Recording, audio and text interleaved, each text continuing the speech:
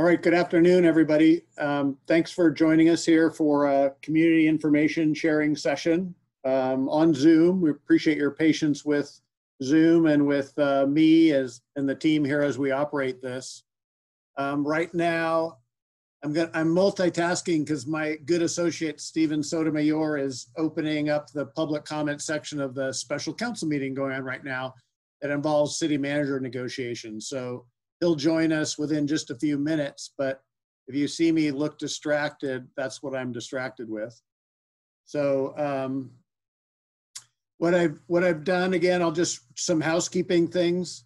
This is being recorded so that people can watch it later, friends, family, otherwise, if you wanted to point this to folks, we'll put this on our website so that if you had to leave early in this one, as well. So it'll be recorded, it'll be on our website. For the purposes of community interaction here, we're gonna go through, I'm still admitting people from the waiting room. We're gonna go through a presentation. It'll be myself, David Woltering, and Stephen Sotomayor.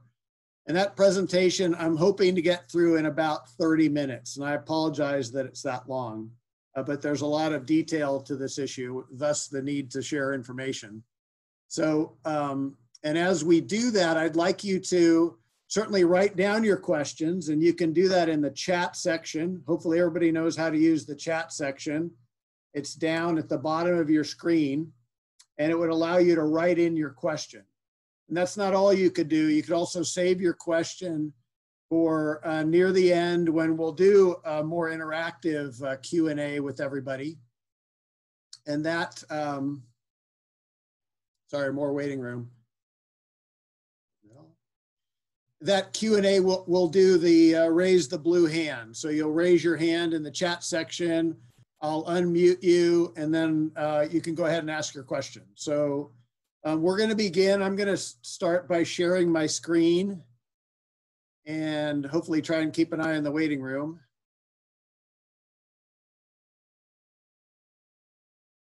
All right, so here we go.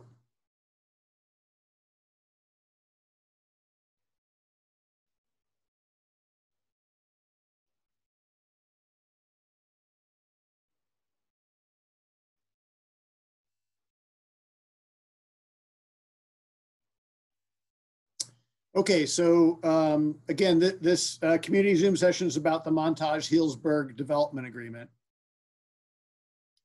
Here's what we're going to cover. We're going to cover some of the key documents and actions, including the environmental impact report, the development agreement itself, and some council direction from this past January.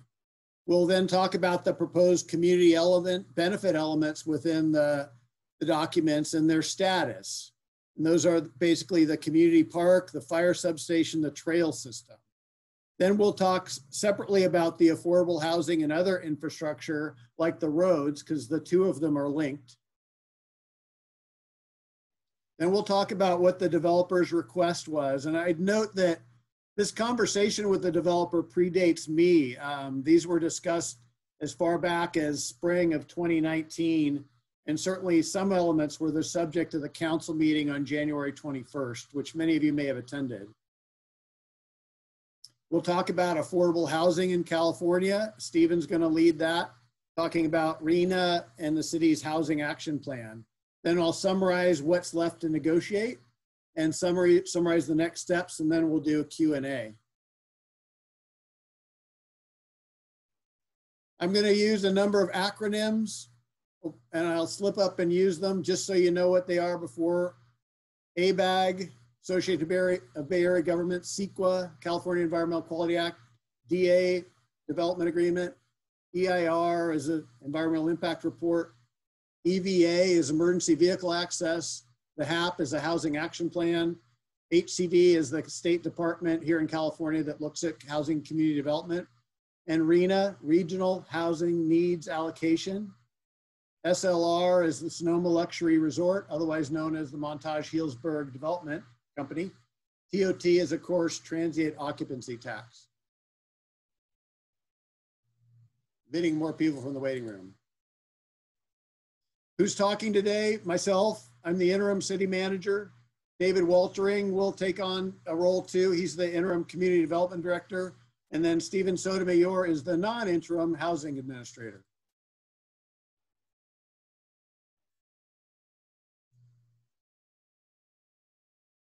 Still admitting waiting room.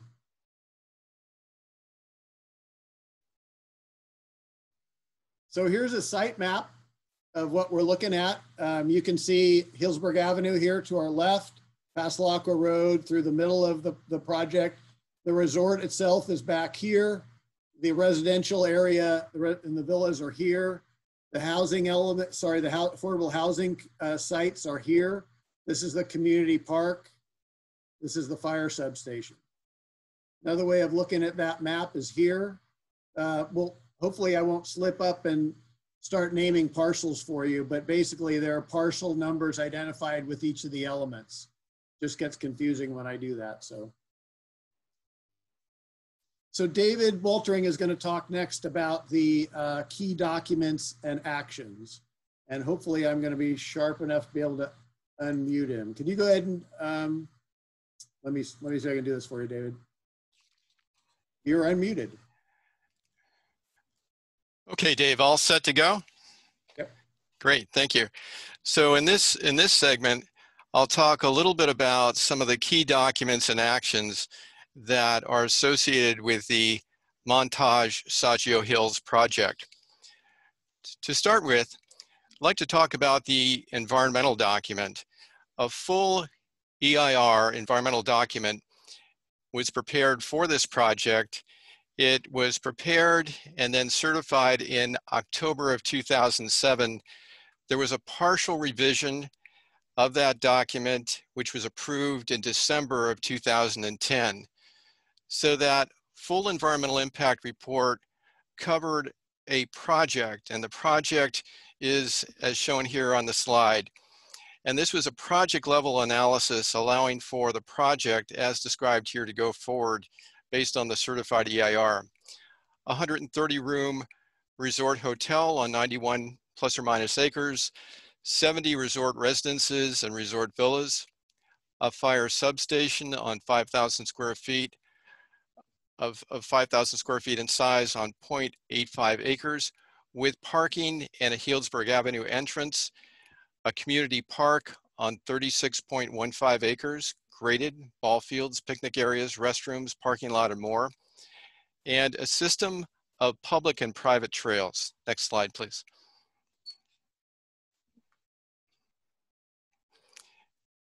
In addition, at a project level review, circulation aspects of the project were also evaluated in this EIR. So for example, Passalaqua Road, 28 feet in width with a 50-foot right-of-way, including a connection to Parkland Farms Boulevard through the affordable housing site on the overall property.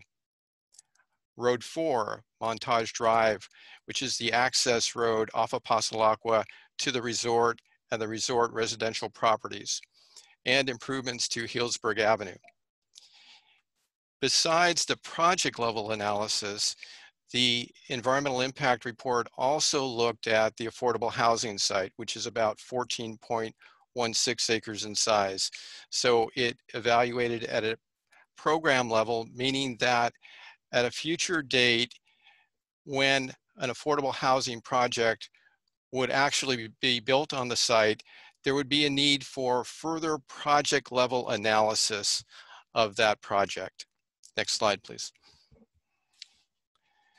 So in terms of the EIR and some of the key impacts identified, some of the key impacts identified and mitigated in the document, the final EIR, one area had to do with the increased demand for fire protection and related facilities and equipment related to the project.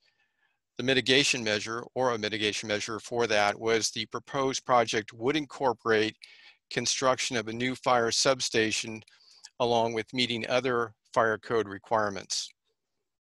Another impact identified in the EIR had to do with the fact as more people are brought to the area, there's a need for more parks and recreation facilities. So the mitigation here in this case was to provide parkland for meeting the deficit in parkland areas within the community and also provide funds toward building that park. Another area of impact had to do with, as people are coming to this location, there would be increased traffic. So the idea would be that in terms of mitigation, the developer would be required to do improvements to streets within the area. Next slide, please. Another aspect of this project has to do with the affordable housing site. Given the number of units being proposed with this project, the city's inclusionary housing ordinance would have required that the developer construct 11 units and include them on the site, or pay an equivalent in lieu fee. With projects like this that are quite large and quite complex, oftentimes cities will work with a developer to put together what's referred to as a development agreement, where there are certain guarantees to the developer in terms of things like the entitlements or approvals that are granted to the project, fees that are required for the project, and in return, the city would normally get certain guarantees as well in terms of things like, in a case like this, affordable housing or an affordable housing site. So in this case, in terms of the development agreement, what was negotiated was that instead of the 11 units or the equivalent in lieu fee, the developer would provide an affordable housing site and certain improvements to that site and through that site instead of providing the 11 units. I should point out that the affordable housing site, its offer and as part of the development agreement also was important in terms of what we refer to as a statement of overriding considerations. Next slide, please. The statement of overriding considerations is a circumstance where when you prepare a full environmental impact report for a project, a larger complex project like this one, oftentimes there isn't the ability to mitigate every impact identified to a less than significant level or completely avoid the impact. So oftentimes, this is fairly typical, communities will enter into an understanding with the developer and they'll certify the environmental impact report with what's referred to as a statement of overriding considerations. What this means is that the project has certain benefits to the community, typically social or economic benefits to the community that the community, the council, will accept as offsetting the impacts that couldn't be fully mitigated or avoided. So in this case, kind of a quick summary on this slide, obviously the affordable housing site was part of the statement of overriding considerations. Also, the understanding that this project would result in tax revenue and jobs, the fire substation, park facilities, trails, and preservation of open space and sensitive biotic areas. It should be noted that as a statement of overriding considerations is determined as part of certifying a full environmental impact report, it's important to keep together, to hold together the benefits that were identified with that statement of overriding considerations. Next slide, please.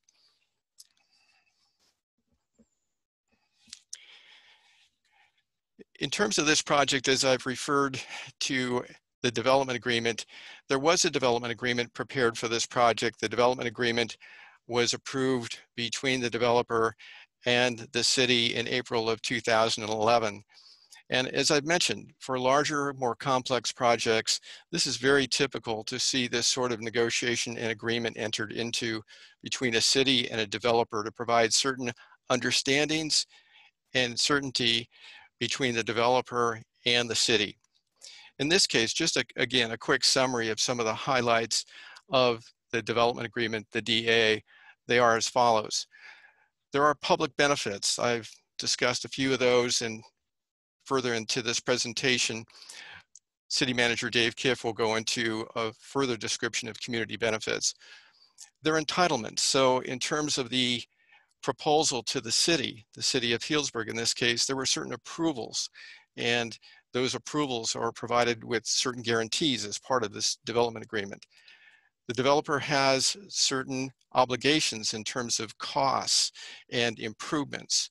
The city also has certain obligations in terms of delivering certain products or taking certain actions so that the city and the developer can work together to see the project fully realized. The term of this development agreement is 12 years. It expires in April of 2023. TOT, transient occupancy tax, a tax that we typically apply to hotels and accommodations like hotels, motels. The understanding was in this case, there would be certain units, residential units that would be used by the buyers, but also they could be rented out, and there would be the opportunity in this case, because of this development agreement, that the city could actually obtain transient occupancy taxes from those units. That's a real positive or plus for the community. Also, certain understandings in terms of fees and costs for the project over time. As you can imagine, with a project like this, the full and final environmental impact report has countless mitigation requirements and a monitoring program, which is standard. So the developer is obligated to follow through with the mitigation measures and monitoring requirements that are assigned to the developer in the final EIR. There's also a requirement for an annual review, and we've been doing the annual reviews. The last one was done in March. And to date, although there's the process for default, there have been no defaults in terms of this development agreement to date.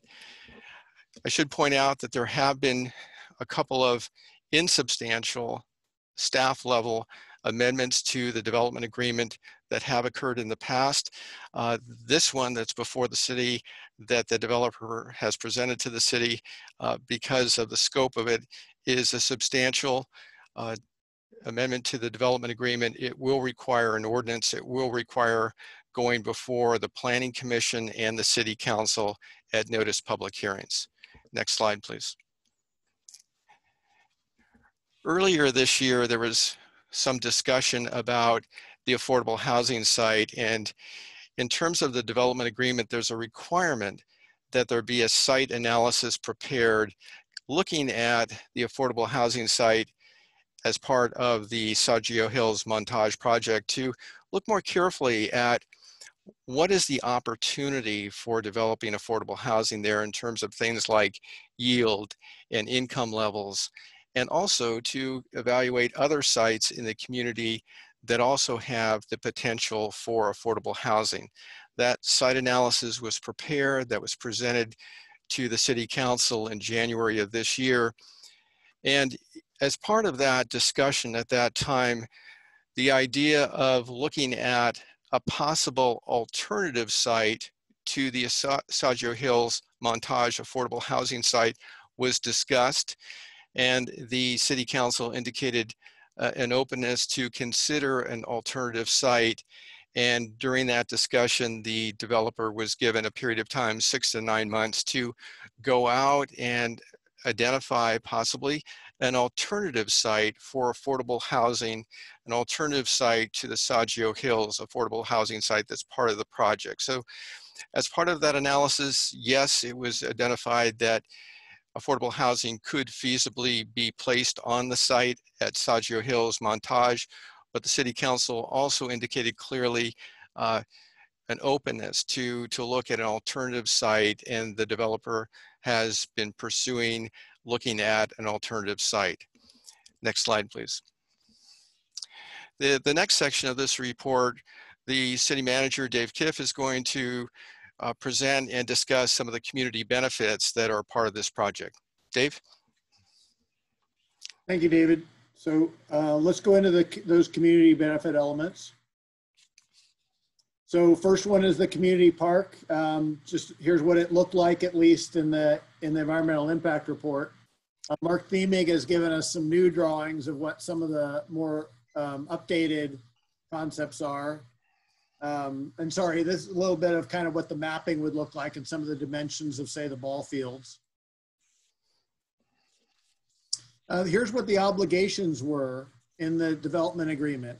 The developer was asked to mass grade the site, do wetlands mitigation, provide $3 million for the park design and construction, convey the parcel to the city, and then participate in some of the design with city consultation. On the city side, we were to develop the public park. We are to.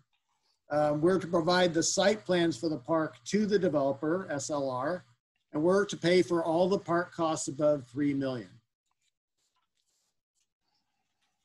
I'm going to jump to the fire substation. Again, this is this parcel 10 close to Healdsburg Avenue. Here's some preliminary drawings of what it's to look like. Here are the obligations of the developer and the city related to the fire substation. Developer is supposed to, so I got to let more people in the waiting room.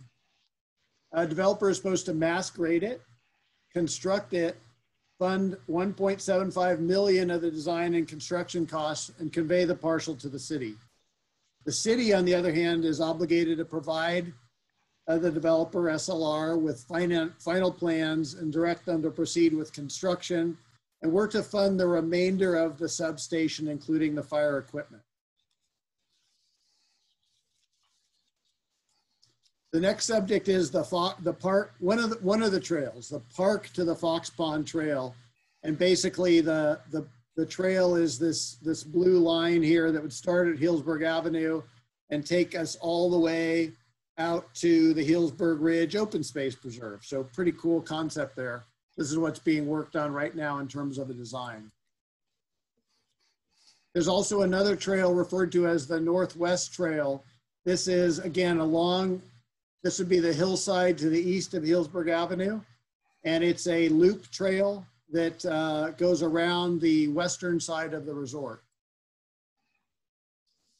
So back to the obligations. The developer was to design and construct the private and the public trails, and then convey the parcels underneath the public trails to the city, where it affects, say, the housing land or the park land, or there's a pump station in here I'm not going to talk about. It's there, but the city's obligation was to review and approve the plans for the trails and accept the parcels. Now, separating out, but I'm going to talk about in the same manner, the affordable housing site and what the obligations are. So this is a close-up kind of that same map we were looking at. This is Passalaqua here. This is the old Passalaqua now. And this would be the connection to Parkland Farms Boulevard. It's both sides of that. It's about 14 acres, as David noted. So the obligations in the DA are as follows. The developer was to mass grade the site, install water and sewer infrastructure to the site, and the city would reimburse the first $1 million of that, pay for the city's site analysis. Again, that's something David mentioned. Pay $1 million to the city for design and or construction of the housing, do wetlands mitigation, convey the parcels to the city. On the city side, we were to reimburse the developer for the $1 million, quote, arrange for the land to be developed. So we wouldn't do it ourselves, but we'd figure out a good partner like Burbank Housing or someone like that to help us develop it. We'd conduct the actual site analysis. We'd allow SLR to review the plans and designs.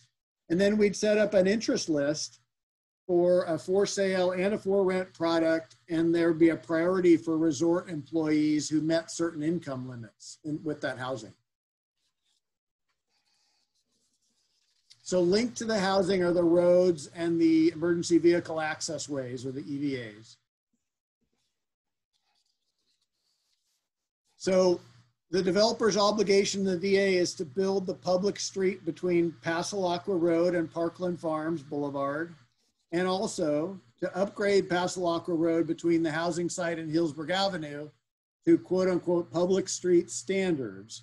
And think of those as certainly gutters and curbs and additional drainage. There's also an obligation associated with EVAs, or emergency vehicle access ways. And there's a connection to the dump site on the north, that the resort to the transfer station. And there's a connection required associated with basically where this road would be, the Passalaqua Road and Parkland Farms Boulevard. There's an EVA required if the housing is not placed on parcels 5 and 6. I'll talk about that again in case people missed that part. City's obligation is to review and approve the plans, accept the road parcels, maintain the streets, and maintain EVA number 2. So again, I'm going to dig a little deeper in the affordable housing. It's 2 parcels, as I showed you. There's program level review, as David noted, but not project level review, meaning it needs more CEQA analysis in order to construct this. And the DNA envisions, like I said, the parcels come to the city, the developer contributes $1 million, but we also send $1 million back for the cost to bring water and sewer and roads there. And then it could hold up to 150 units. So back to how the roads work with this. If the site stays as affordable housing, then Passalaqua and Parkland Farms would have to be built to public street standards, and the EVA number 2 is not needed. Also, Passalaqua Road to the housing site, from the housing site to Healdsburg Avenue, would have to be upgraded to public street standards and made public. But importantly, if the site becomes open space, I gotta let somebody else in the waiting room.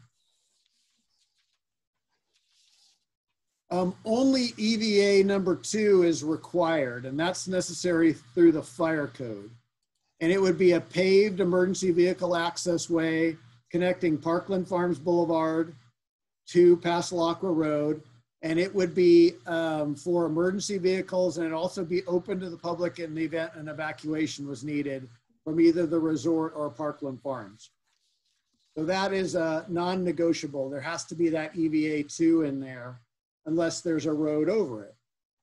And then if the site is also open space, Passalaqua Road from the open space to Healdsburg Avenue does not have to be upgraded further. It would be kept arguably as is. So we're going to go next into what the requests of Sonoma Luxury Resort was, and David's going to take that. Okay, great. Thanks, Dave. So the question is why? Why are we looking at this formal amendment at this time? As I mentioned earlier in this presentation, there had been 2 insubstantial staff level amendments, one in April 2016 and one in 2019. But at this time, we fully understand that the developer is moving forward toward an imminent opening of the Montage Resort. So we understand work is being done later this year. The intent is to open up the Montage Resort. It's time to kind of see where everybody is, kind of bring things together. As we've mentioned already, there was the discussion of council with the site analysis in January of this year, January 21 of 2020, kind of looking at the affordable housing site and looking at that and its feasibility to develop affordable housing there and other sites as well. And the developer was given the opportunity to go look for an alternative site. So that plays into this as well. And in terms of timing, as we've mentioned here in this presentation already, in terms of some of the community benefits, there's a park site, there's a fire substation, there are trails, there are public improvements, roadway improvements. And so as you can imagine, as we look toward an opening of the resort and kind of looking at where are we with all of these projects and improvements, it's a time to kind of bring things together and create a clear path forward.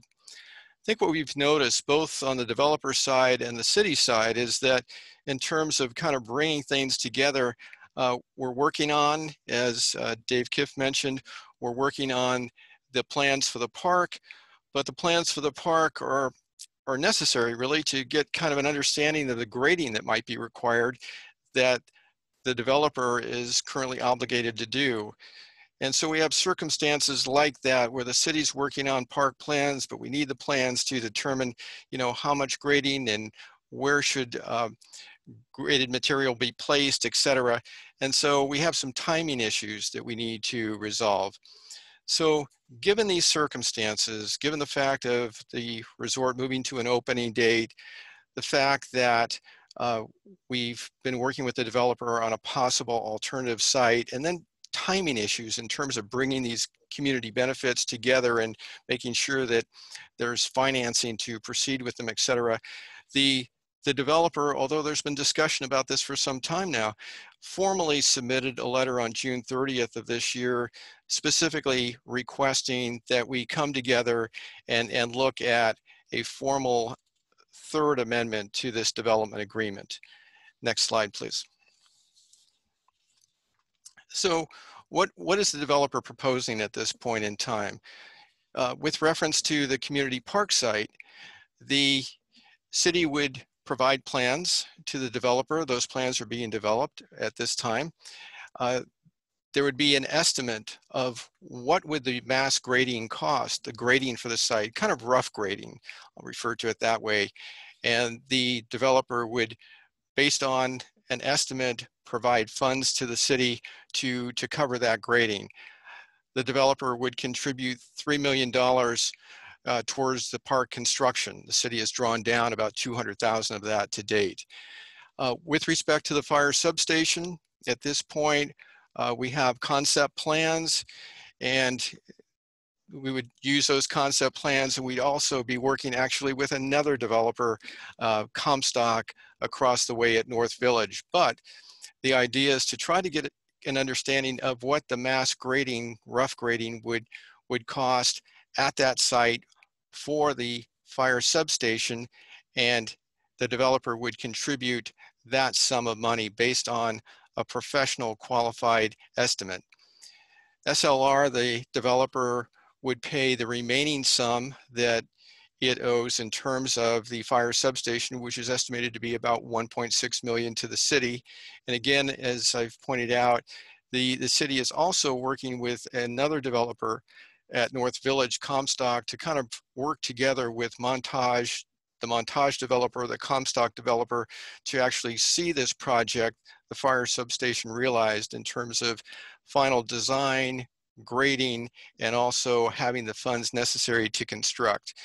The developer, the Montage developer, SLR, is wanting, while they've developed the concept plans, and the idea is that the fire substation in terms of overall aesthetics blend with the development there, they would like an opportunity to have a role in the final design, which is yet to be done. And of course, they would convey the site to the city. Next slide, next slide. Public trails.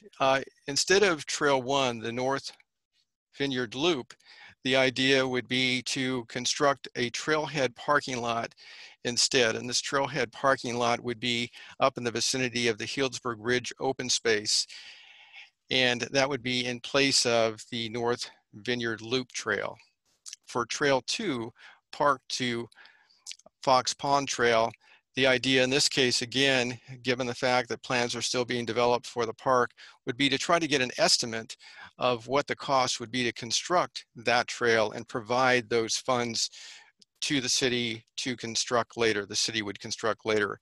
The objective, I think, for the city in working with the developer on this is obviously to get a true value of these improvements, whether it's the trail or other improvements such as the rough grading, so that in terms of negotiations, as the city would go forward with the developer, there is a true value assigned to these cost estimates. Next slide, please.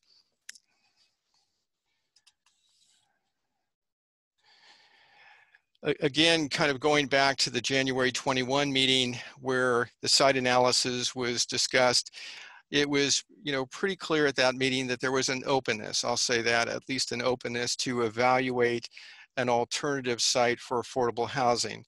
And the developer was given a period of time, 6 to 9 months, to go out and identify a site. At this point, we understand that the developer has identified a potential site, not secured it, but identified a potential site. And the concept that the developer is proposing to the city at this time is that the Montage affordable housing site would be redesignated from the opportunity to use it for housing to open space, and in return, the developer would provide $4 million to the city to purchase another site, possibly the Vercelli site, which is on Healdsburg Avenue, which the developer has identified as a potential site. Next slide, please. So what does this mean in terms of kind of moving forward? Assuming the housing site is not used for housing, in other words, assuming that the Montage affordable housing site is not used for housing, there would not be the need to upgrade Passalacqua Road between the open space area and going up to the all the way up to Parkland Farms, for example. Instead, there would be an EVA, an emergency vehicle access instead. If though, kind of looking at if the housing site is used for housing, then there's a different option here. Then really Passalacqua Road from Healdsburg Avenue would be completed as a public roadway meeting public street standards all the way to Parkland Farms. So there is quite a difference in terms of the level of improvements. And I should point out the first segment of Passalacqua Road from Healdsburg Avenue could be kind of a more semi-rural design standard and not to typical standard street improvements, but kind of more rural in nature. And that assumes that the affordable housing site would not occur at the Montage affordable housing site, but occur elsewhere. So those are the options that are being considered in terms of the roadway improvements and an EVA. I should point out, in any case, whether the public street is installed all the way through to Parkland Farms or there's an EVA, there would be emergency vehicle access. So in the circumstance of an emergency, people who live in the Parkland Farms area would have the opportunity in either case to evacuate, either by way of the EVA or full public street. Next slide, please. So in terms of these two sites, we basically have two sites that the developer has been discussing with the staff. And one, of course, is the Montage site. It's about 14 acres in size. It's owned by Montage, so there's not a need to go and secure a site. It's owned by the developer. It could easily be conveyed, transferred to the city. It's currently zoned for residential development. It potentially could receive up to 150 units. As staff has evaluated that site, given the rolling topography, site constraints, the actual yield is probably quite a bit less than that, as noted here on the slide. It could be 70 units or so, it could be 80 units, but it's, the idea of actually getting 150 units at that site is unlikely given site constraints. The Montage site obviously is close to the resort, would provide an opportunity for some employees working at the resort, Montage Resort, to actually live close to their place of employment. Kind of switching to the Vercelli site. The Vercelli site is about 6 acres. It's on Healdsburg Avenue. It's on the west side of Healdsburg Avenue. It's opposite Sunnyvale Drive in that vicinity. It's currently zoned service commercial. So it would require likely a general plan amendment and a rezoning in order to provide for the type of affordable housing project that could be envisioned there. Potentially, the site could receive about 94 units. That's an initial analysis. That site obviously is closer to transit, right on Healdsburg Avenue, shopping, and closer to the community's town center. Next slide, please. Here are a couple of visuals, just to give you an idea of location. Again, Montage, you're familiar with Montage. Dave Kiff showed some plans earlier in this presentation. The Montage affordable housing site is comprised of two parcels, parcels 5 and 6, 14 acres or so in size. And then Vercelli, that again has not been secured but identified. It's a property that is partially developed now with some commercial development along the frontage, Healdsburg Avenue frontage. It's about 6 acres in size on Healdsburg Avenue, generally opposite Sunnyvale Drive. So at this point, I've given a bit of an overview on that aspect of the project and what the developer is proposing. Now I'd like to kind of turn this presentation over to the city's housing administrator, Stephen Sotomayor, and Stephen will talk more about affordable housing and aspects related to affordable housing that are important in terms of this discussion. Stephen. Good afternoon, Stephen Sotomayor, Housing Administrator for the City of Healdsburg. So I think the best way to start is to take a look at what drives housing production in the City of Healdsburg. And one of the most important things that we need to look at is the state mandated goals that we're required to achieve.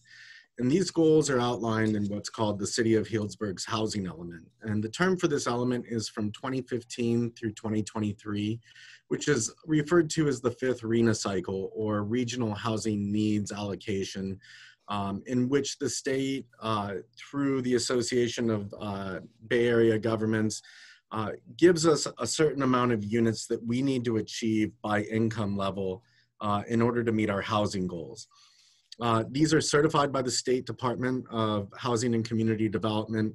Ours was, our housing element was certified in January of 2015. So we're coming to the end of this housing element cycle, as well as the end of the 5th regional housing needs cycle. So to talk a little bit more about regional housing needs allocation, we are required by state law to identify sites within the city that can accommodate our share of housing from very low to all the way to market rate housing.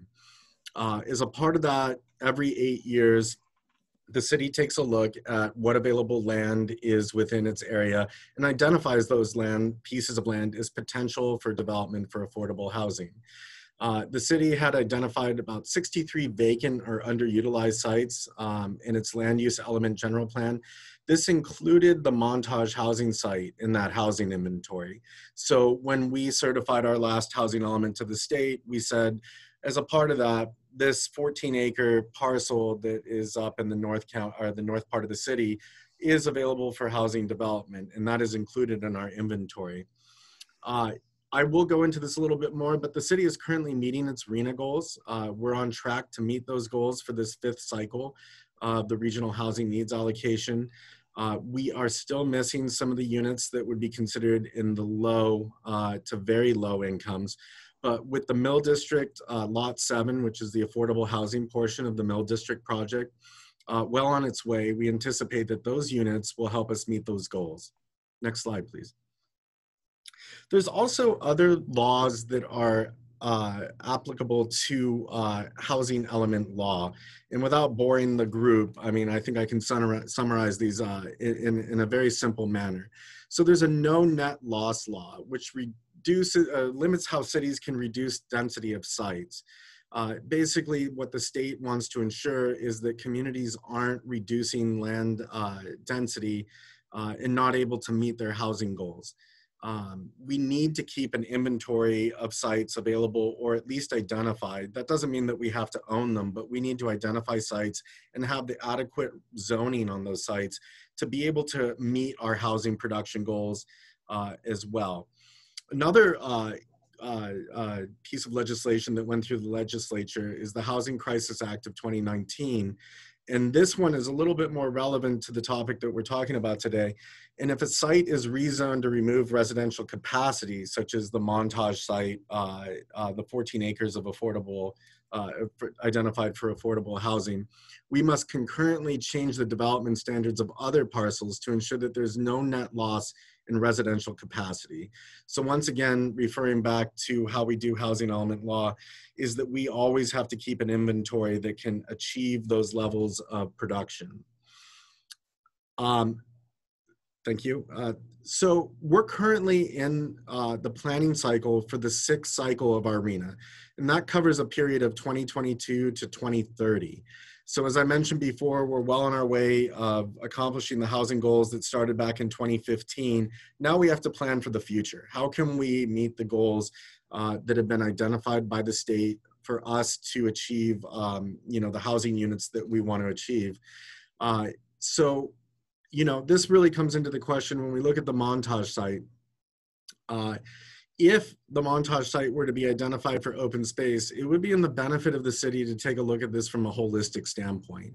So if it were to be removed, we would need to relook at our housing element and our land use of our general plan and determine where we could make up those numbers, and if those numbers actually, or those parcels that we identify, can accommodate that type of housing. This would include public input, the CEQA process, and it would require the state to ultimately sign off on it. And then this probably, it takes a lot of staff power to do it, so it's always a good idea to put these things together into a large concept. But just wanted to bring that to the attention of, what it would take to identify other parcels. So really quick, we'd like to talk about comparing what our regional housing needs were in the 5th cycle, which, as I mentioned before, is currently wrapping up, as opposed to what they are projected to be. So a really quick overview of this is the state gives certain associations of governments, in our case, the Association of Bay Area Governments, a total number of housing units it needs to meet. So that includes San Francisco, South Bay, North Bay area, that we get those. And then a methodology committee goes and looks at different factors and decides how each city should be given allocations. As you can see, in the 5th cycle, we were given 31 very low units, 24 low units, 26 moderate units, 76 above moderate, for a total of 157. Recently, the Association of Bay Area Governments Housing Methodology Committee that determines these allocations met and made a recommendation. And I do want to put the caveat that this is a recommendation and still needs to be approved by the Executive Committee of the Association of Bay Area Governments and the state. But we're anticipating that the numbers that you see on the 2022 to the 2030 that you see right below the 5th RHNA cycle are the number of units that the state will require the City of Healdsburg to meet in order to comply with its future RHNA cycle allocations. And that increased by 190% in the very low, 108% in the low, 130 in the moderate, 97 in above moderate, and for a total of 122% increase in our housing production goals. So putting that in mind of when we look at what's available to develop and how we're going to achieve those goals is very important. Next slide, please. So as I mentioned before, we're doing very well in our 5th cycle. You can take a look at the 5th cycle allocations, our current units that we're at, and what we project to be done with by 2023. As you can see that in most categories, we're already exceeding what we were required to do by the state. The only category in which we are currently not exceeding the RHNA cycle allocation is in the very low category, where we're currently at 13. But as I previously mentioned, the Mill District project, which is currently underway, we anticipate that we will exceed those numbers and we will meet the state's obligations. It's also important to note that these state obligations are not the only driving factor for how we determine affordable housing production in the community. The reason why I bring these up first is it's very important to note that we do need to meet these goals, because these goals are very important, because otherwise there's law that says that if we don't meet these goals, there's certain actions that we can't take in recommending projects that come through the city. So there's a bit of a punishment from the state if we don't meet these goals. So we started with the RHNA cycle, but I do want to make a very important note that the community needs are the most important aspect of our housing production. But we'll go through the rest of the state. So the next slide, please. So what I'd like to do is start off by just saying that these are projections. The units that you see before you is what is currently in the pipeline. As you note, the asterisk mentions that projects that have an asterisk do not have binding agreements. So these are assumptions that we can make, but projects may vary, economic conditions may change, and for things that don't already have an agreement, such as the North Village or the Mill District, the unit income affordability, as well as the total number of units, may vary based upon different conditions. But in this exercise, we wanted to make an educated guess at how many units we could produce within the next 8-year planning period in order to meet the goals that are set forth by the state. And as you can take a look, the North Village that you can see there on the second line is a very important and critical project to meeting our regional housing need goals. However, the caveat on the North Village is that it potentially could be ready to develop in this cycle and not the 6th cycle. So these units are assumed to be in our next production schedule, but potentially could not be. And therefore, we have to take that into consideration as well. But assuming that they do fall into that cycle, you can see that where we're really falling short on the total number of units that we need to do to meet our state mandated goals is that we're about 7 short in the low category and about 40 short in the very low category. So these are just projects that either the city owns the land or has an agreement with.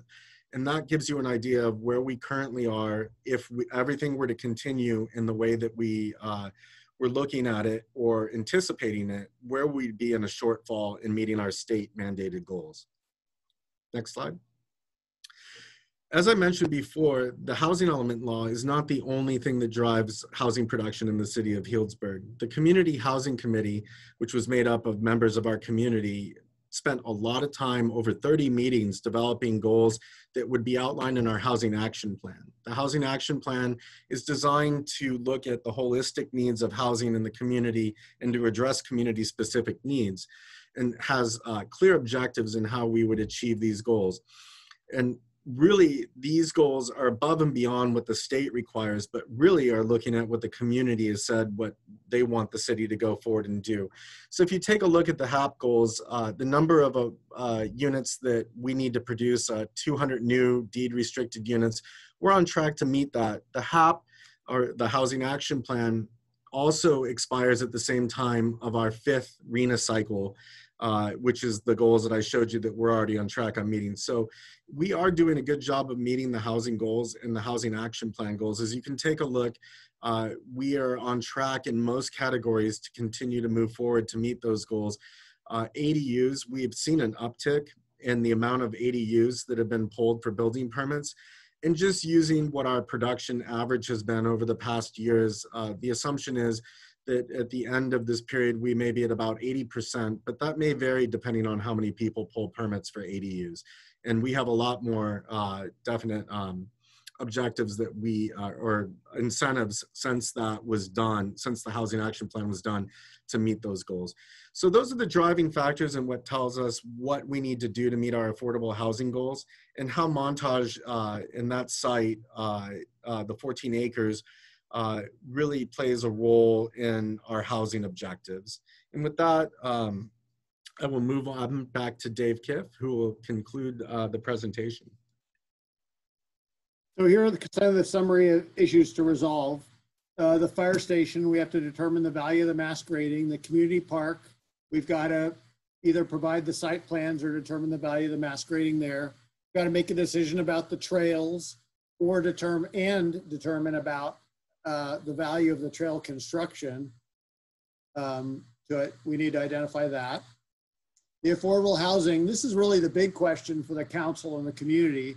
If it's moved elsewhere in Healdsburg, we have to follow this complex process that Stephen laid out and seek a housing construction partner, and also agree on a dollar value of that whole transaction. And there's a lot of factors in that dollar value.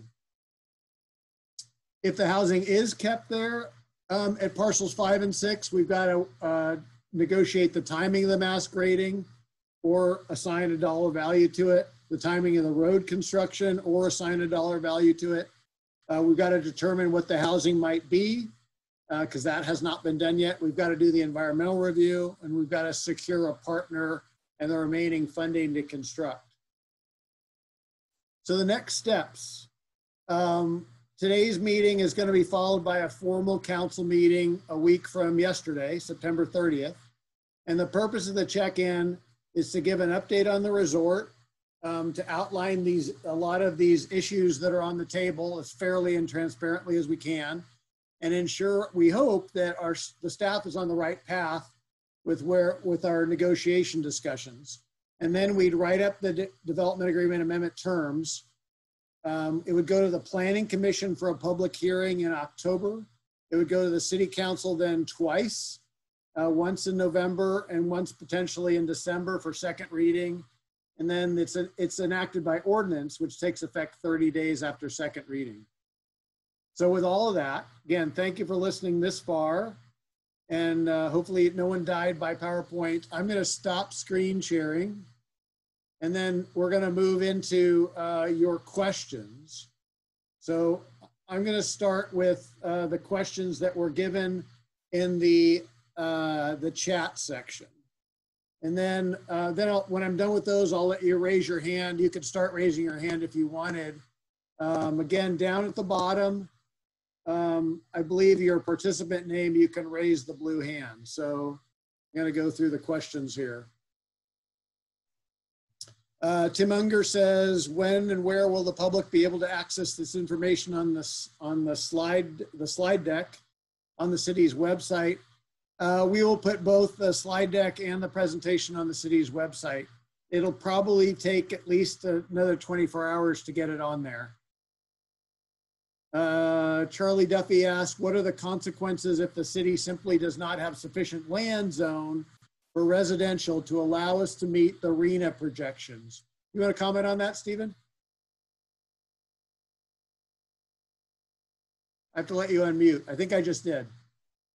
Got it. Thank you. So the consequence of not having enough land identified to meet your RHNA goals would result in not having a certified housing element. And not having a certified housing element would put us out of compliance with state law, which would result in multiple letters from the Attorney General to our city telling us that we need to comply with state law. Linda Kingsbury asked, would upzoning resulting in increased densities avoid a penalty for not meeting the no net loss law? Is it possible to change the character of the housing on the 14 acres from affordable to unsubsidized middle market housing? Stephen, you want to take that one too? I gotta let you unmute again, sorry. Okay, go ahead. Yeah. Okay, just making sure that I'm up. So the type of product, so forgive me, I just want to make sure I got the question. I'll state it again. Can you read it there? I'm looking for the... It's would upzoning resulting in increased densities avoid a penalty for not meeting no net loss? And then there's a second question. So yeah, there's a number of ways that you can show that you can meet the RHNA numbers, and one of those is to increase densities on certain parcels. So that is one strategy to make sure that you're meeting your RHNA cycle goals and that you have available land, would be to increase densities. Is it possible to change the character of the housing on the 14 acres from affordable to unsubsidized? So the numbers, and I'll just go by the numbers, there's a number of ways to develop the process.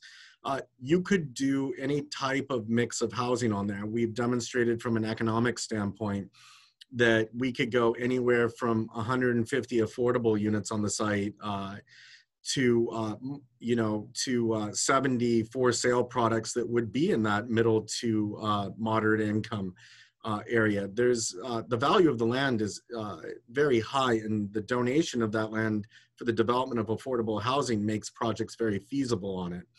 And so, yes, you could change the characteristics of the affordable housing to middle market. That would work.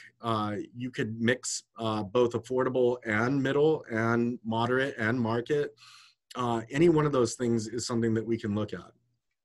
I would note too, though, the development agreement envisions affordable housing there, and that it's likely that we would have to reach an agreement, the city would, with the developer, Mr. Green, who's just raised his hand, so I'm going to open this question to him. But they would have to, remember, development agreements are mutually agreed upon. So they would have to agree to switch out the product.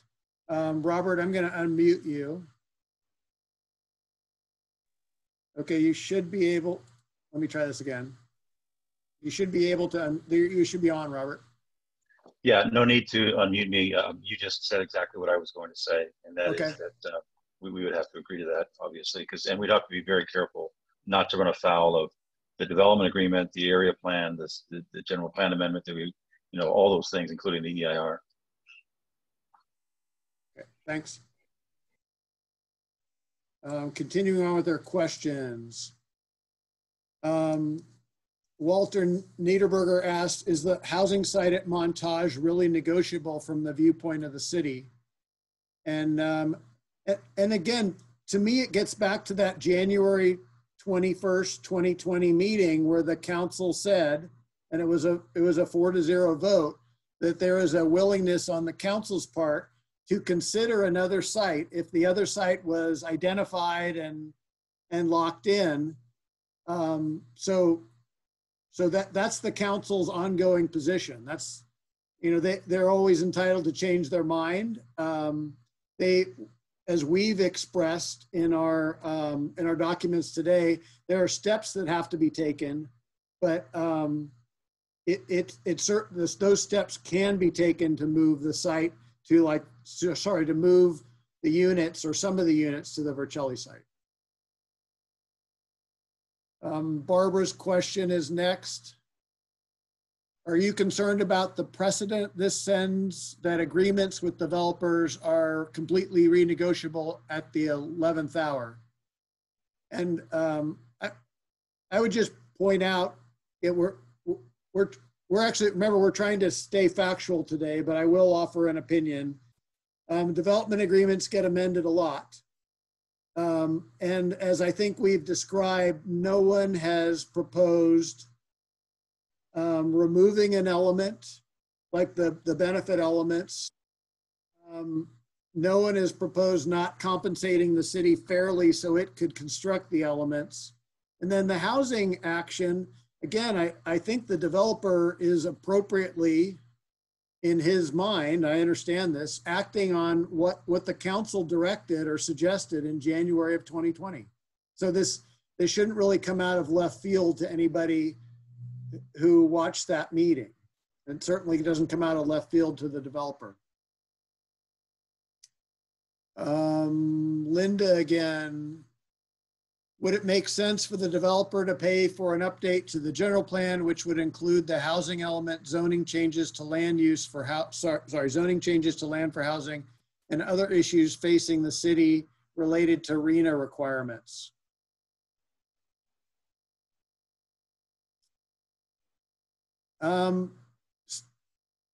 Certainly, that kind of conversation, to the extent we had to update the housing element, there is a factor of that it would not be unreasonable to ask the developer to help fund with some of that. A lot of an update to a general plan doesn't have anything to do with the Montage, but whenever we do this, we have to at least show some linkage. But I appreciate the question. Janice Watkins. If housing remains at the Montage site, can we employ a mixed-use design zoning with potential market and such services that would allow better scoring for funding? Stephen, do you want to take that one? Sure. So I think, there's definitely items outlined in the design of the site that require, us to work with the developer to make sure that is in collaboration. But there's potential opportunities across the mix and design. And I think scoring might be referring to the tax credit financing. And then I see the second question talks about that too. So I might as well address that. It may not be necessary at all to use tax credit financing to make this project work.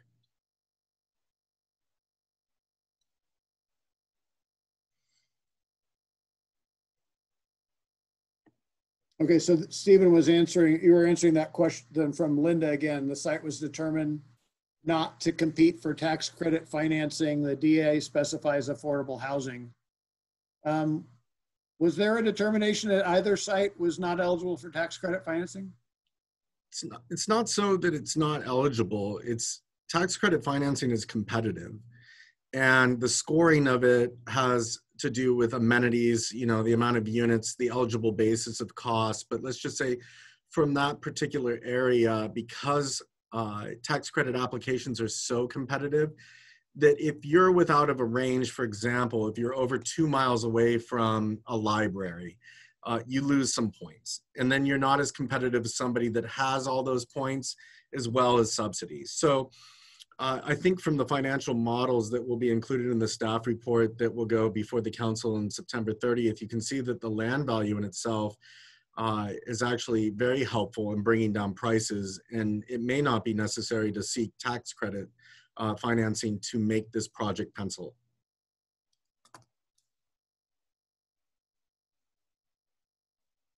Okay, Tim gets 4 questions. That's very good, Tim. 4 prongs to my ask. Why did the city and the developer take 5 years to address these issues? So David and I are new to the city. I don't see a good reason to look back and criticize timing that went before.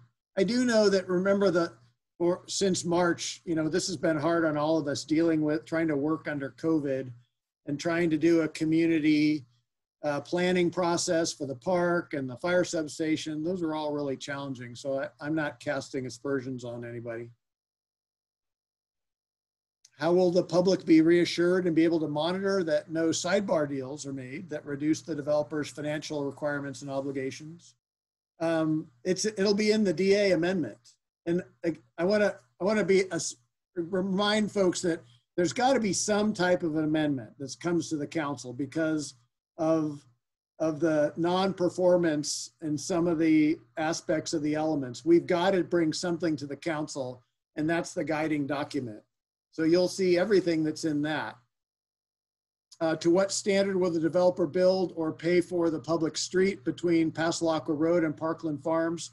That's pretty clearly spelled out in the development. It's 2 lanes, it's sidewalks, it's curbs. The lanes are wide, just like a typical public street. Why did the former city manager choose not to deliver on the grading, fire substation, and park plans? And again, we were in a tough COVID world starting in March. I'm not faulting what anybody did or didn't do in the past. I don't know that's productive. This is Linda's question. What were the results of the consulting contract that was paid for to demonstrate the value to the city of a fire station on the Healdsburg Avenue site? I haven't dug up that study yet. David or Stephen, have you? No, we can put that in our, unless, I'm gonna see if Jason Boaz is still on. There he is. Jason, I'm gonna unmute you, hold on. Okay, I'm asking you to unmute. You should be able to unmute now. There you go. Okay. Hello, everybody. So what's the question? It's what were the results of the consulting contract that was paid for to demonstrate the value to the city of a fire station on the site on Healdsburg Avenue? The consulting contract, I'm not sure what you're referring to. My understanding was that all these were part of the initial negotiations with the developer way back when this project began. And to be honest with you, I've been fire chief 5 years, and we've been working closely with the developer all along, but I've never seen the actual consulting contract that, if there was one, that happened at the beginning of this. I mean, I know that the fire substation was put in there as a mitigation factor, but yeah, I'm sorry, I don't have a better answer for that. Perhaps we could track it down. So I figured a couple of questions will come up that we don't know the answer to. That's part of information sharing. Fire chief and city manager, that one. hold on. We'll hold on for just a moment. The chief's talking to the fire marshal.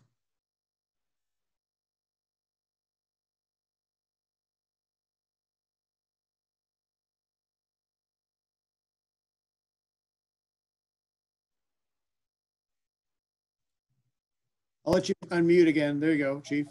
Okay, thanks. Yeah, you know, Linda was just refreshing my memory that you're talking about. I'm sorry, I just spaced out for a second there. When we hired the contract firm to come in and kind of look at the benefits and the value of doing the substation, and you know, basically their final result was yes, we should build the fire substation, and it does provide you know, a lot of benefits to the city and to the department in building capacity that we don't currently have. Is that what you're talking about, Linda? I think so. Linda, you might comment further. I don't know if I can find you on the list yet. So I think what we were doing back then is we kind of were reevaluating whether or not there was a need for a fire substation there, and what benefits that would provide. And so we brought on the consulting firm to do that. And you know, after looking at our current capacity in our department and response times and how that station would benefit the department, they weighed in that it is worth building the fire substation there. Linda, does that answer your question? I'm not trying to dodge your question. I'm just not sure exactly what you're asking. We'll let Linda Kingsbury follow up on her in the chat section. It was mentioned the Montage property has high value. Does the offer by the developer reflect this? If you're talking about, this is Walter's question, if you're talking about the value of the affordable housing project, remember the value depends on the use. So that's something that would be part of the discussions and part of the negotiations. Remember, we're bringing this to council before it goes to the planning commission and then to the council again, because we wanted to make sure the council that felt like we were still on the right track. So there's still discussions yet to occur. Cecilia Absher asks, if housing is moved to another site closer to town, would the employees of the Montage still be given priority, or may the City of Healdsburg decide who got priority? Is this a negotiation? And if so, what do you think is important to consider? Stephen, do you have a perspective on that? I think I let you unmute. Okay. Yeah, there we go. So if the site is moved closer to the town, so I believe the development agreement with the developer allows the developer's employees to be added to the housing list for the Montage site if developed. In the city, we have a local preference ordinance, which is really a concerted marketing effort, which really focuses on trying to put people from Healdsburg into those units first. We stay abreast of fair housing laws on that, in that we market to residents of Healdsburg, and then we former residents, and then people in the surrounding area to make sure that our affordable units are being utilized by members of the community. Although we don't discriminate from anybody else being able to enter there, we do actively market to ensure that we are trying to house people within the community.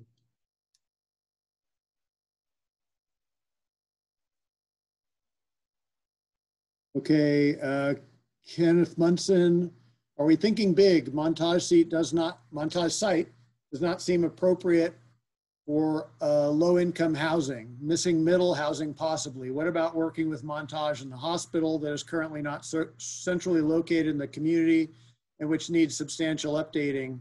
Build affordable at the current hospital site and move the hospital to 115 Dry Creek or another appropriate location. Relocating hospital could also have other benefits. A master plan sure would be beneficial. So, Mr. Munson, this isn't unlike what's had been talked about. I think Robert Green talked about this previously, that there is a potential change that would involve the hospital.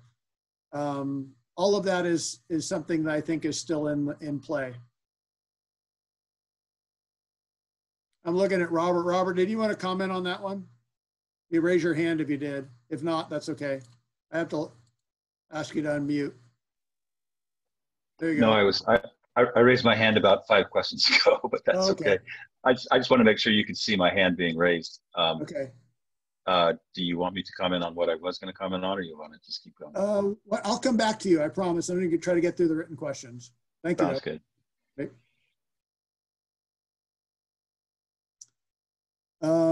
Barbara asks, will the quotes to do all the developer accommodations requested have contingencies in case of cost overruns that can happen in construction projects?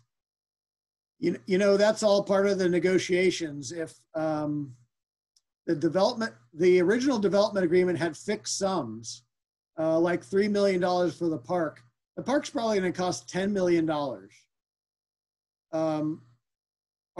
So arguably you can't, you know, if I'm in Robert's shoes, I'm not going to give any more than I was promised, but it is part of a negotiation.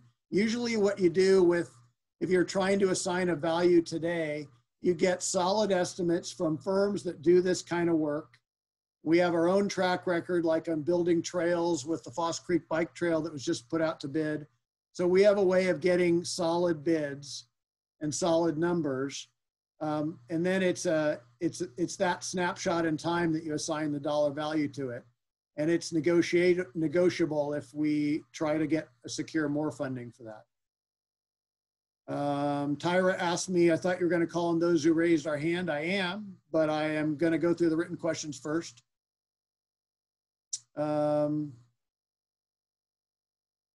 Linda, again, a consultant was hired to, I think we talked about, we talked about that question. Jason, I'm going to put you back on. Okay, you can unmute.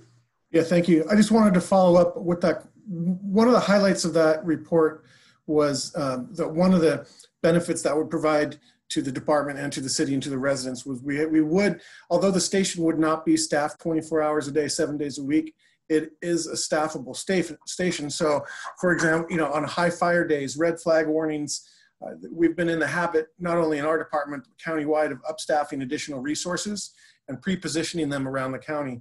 So that place in particular would be a fantastic place to put an engine during an upstaffing or red flag warning event to give better coverage to the north end of the city.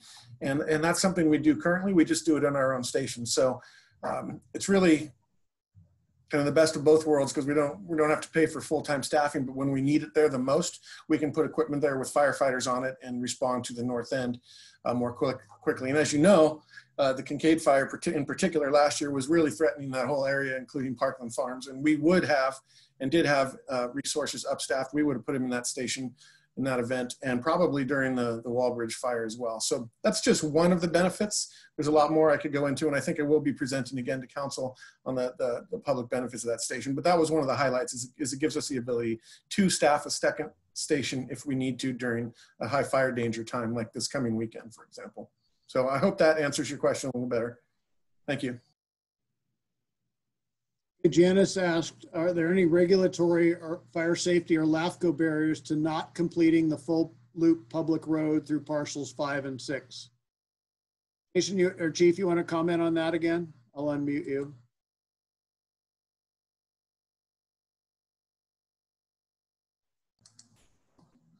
Safety.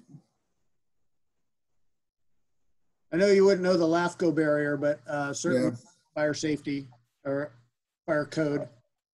Yeah, I mean, it's going to be required, and that's always been on. I mean, that's why Parkland Farms Boulevard was built the way it was, to connect the Pastelacqua Road. And I don't know, Linda Collister, I think you're on the call. If you want to chime in about the fire code requirements for doing that, I think it's just because of the density, but also, again, evacuation routes. I get a lot of questions about evacuation routes, especially in particular from the residents of Parkland Farms area who really only have one way in or out. So this has always been in the plan. And, you know, whether it's a fully functional road up to city standards or if it's a paved EVA, the important thing is that it provides an ability for people to get out of Parkland Farms, and in some cases probably even you know, the development of Montage, depending on which direction a fire is approaching and what time we have. But Linda, can you unmute Linda and see if she has anything to say about the actual fire code requirements about that? Yes. Hold on, Linda. Don't talk yet. Gotta find you. There you are. Okay, you should be able to unmute, Linda. Hi. Hi, we can hear you. Yes. Hi, everybody. Yes, Jason Boaz covered basically. So when we have density, and like he said, that Parkland Farms, with the amount of homes that are there, has one way in, one way out presently. And additionally, as we build Montage in the area over there, Pasalaco Farm or Pasalaco Road is also, you know, basically a dead end as it goes out. So this just gives people another evacuation route as far, and also it allows us during fires to move fire equipment in and not block people trying to leave the area. Some of the people in Parkland Farms were in the fire, I think it was in maybe possibly 2012. I can't remember the exact time, but that was one of the complaints that came in because we brought in dozers and all kinds of equipment. And so people were, some streets were closed off, which we don't want to do. So it just gives people the ability to move in and out.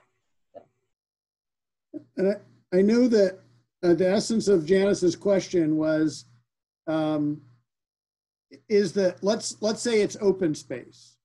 Is the full public road required, or is the EVA required from a fire safety standpoint?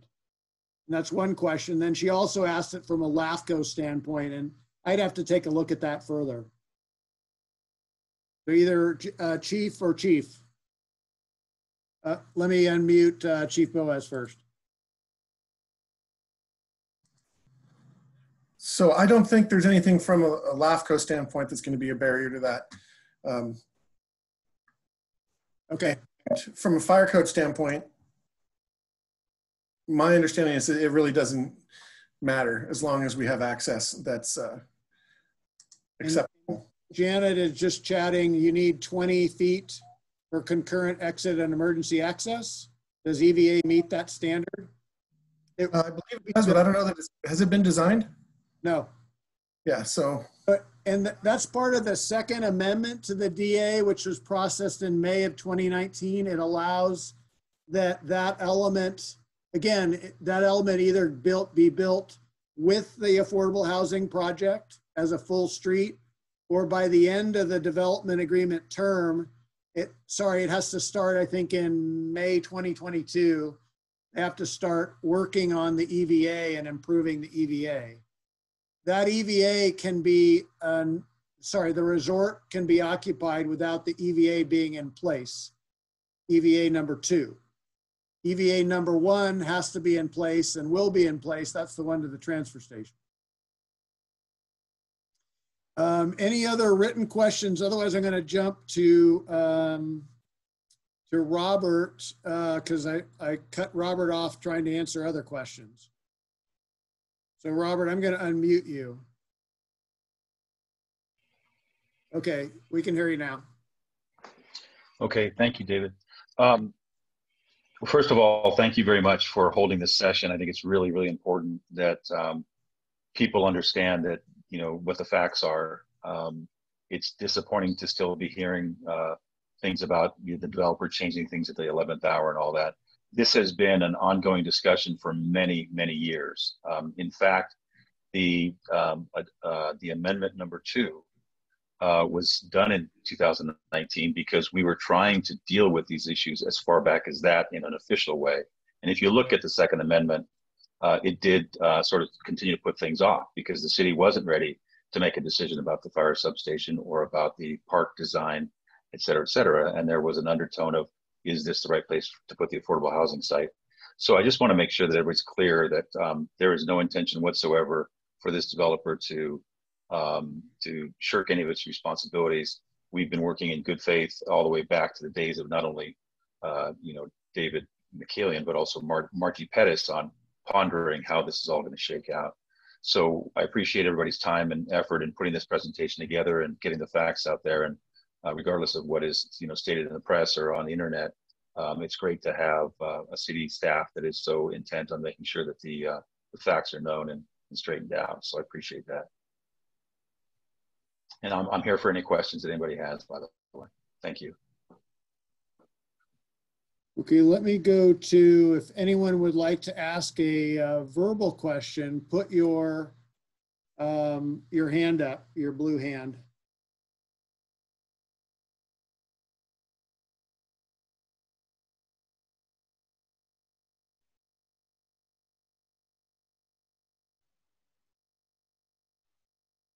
So far, I'm not seeing anybody. I'll wait a little while longer. And again, if you're not comfortable asking a question verbally, you're welcome to add it to the chat. We are getting to my promised hour of completion, which was 5:30, but I don't want to stop before any question is answered or asked.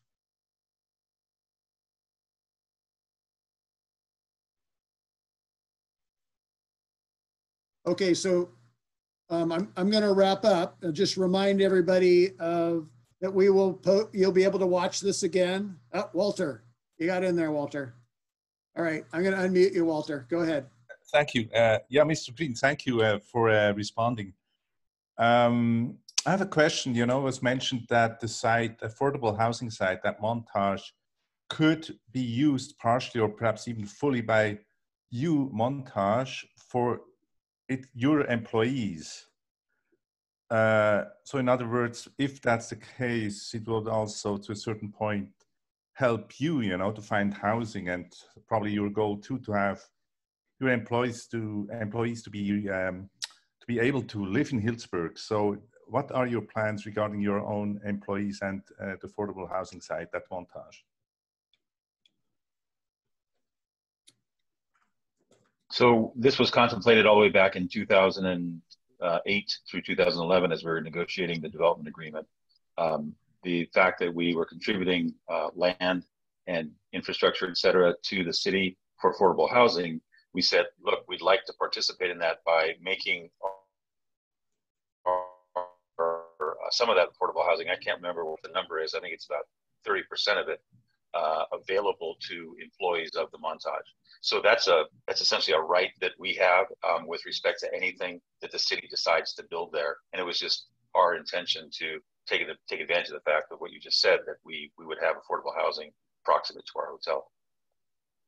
I don't know if that answers the question or not. Yeah, thank you. Thanks, Walter. Thanks, Robert. I've got a question from Barbara. Barbara says, can Robert comment on the perception of NIMBYism on the change of the affordable housing or the affordable housing move? Am I on? Yeah. Yeah.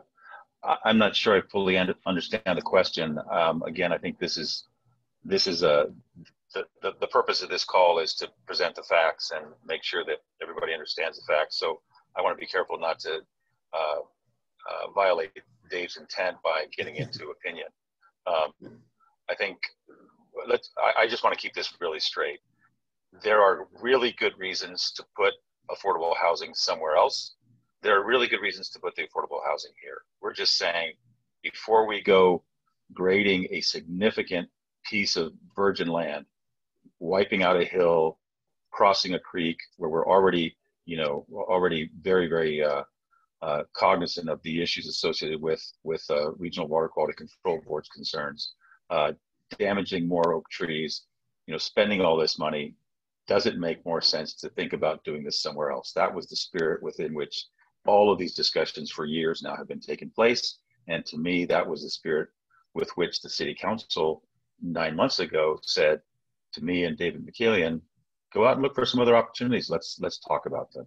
So I think we should keep our eye on the ball with respect to that. That's really the goal here, is what's the right thing for everybody to do? Let's not point fingers at anybody or anybody else. Let's just figure out what the right thing to do is here and what works for both the city and the developer.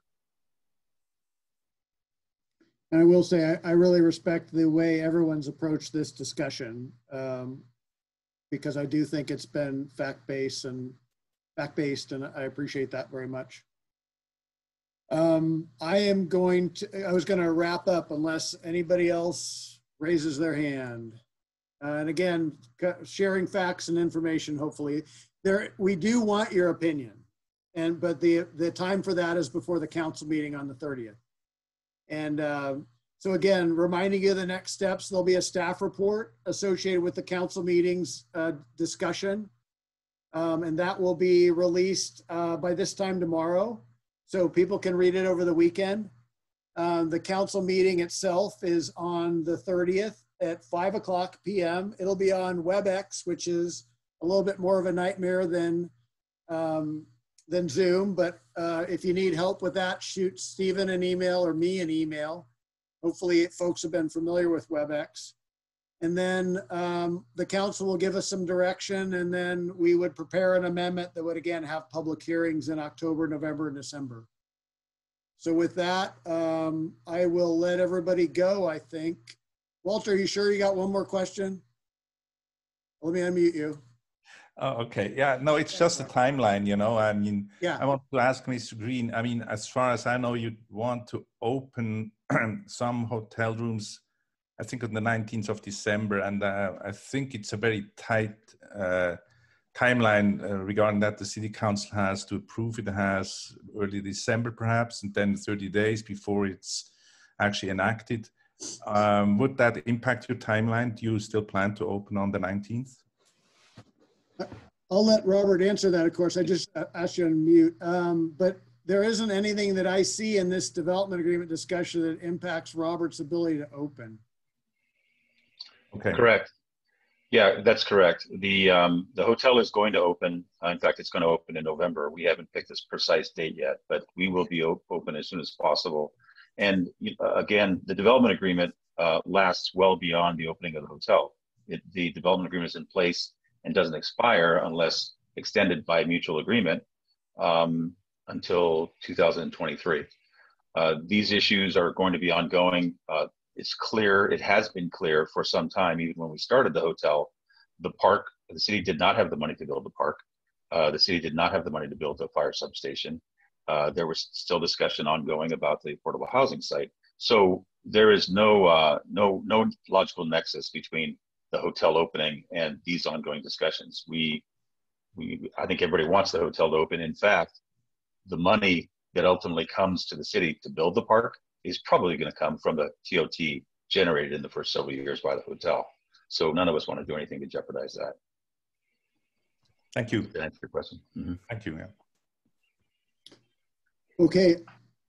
Thank you again for participating. I very much appreciate it. Stay tuned, look for the staff report, stay involved in the issue. Again, have a nice evening, and thanks for joining us. Let everybody go.